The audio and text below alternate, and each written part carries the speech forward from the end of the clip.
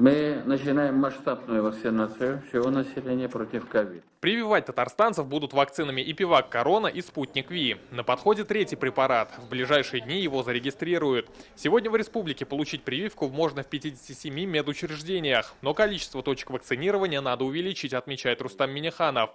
Необходимо усилить работу их в трудовых коллективах. Формировать работу на предприятиях промышленных. И вот я дал поручение министру цифровизации, чтобы вместе с Минздравом они обеспечили учет. Отметим, что по поручению Владимира Путина масштабную прививочную кампанию в стране должны запустить с 18 января. В Татарстан завезено без малого 13,5 тысяч доз вакцины. В феврале поступит еще 190 тысяч. Президент подчеркнул, система здравоохранения должна быть готова к наплыву людей. Поручение министру здравоохранения, суббота продленная, воскресенье работа.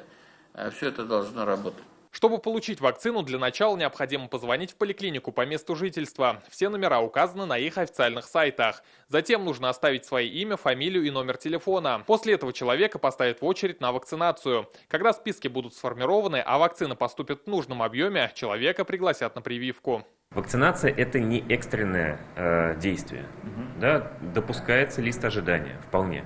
То есть человек изъявляет желание вакцинироваться, его записывают в лист ожидания, вакцина приходит, пациента приглашают. На сегодня в Татарстане защиту от ковид получили больше 4000 человек. Рамиль Галиуллин, Марат Хусаинов, ТНВ, Казань. Закажи рекламу на ТНВ. Телефон в Казани 5 705 100.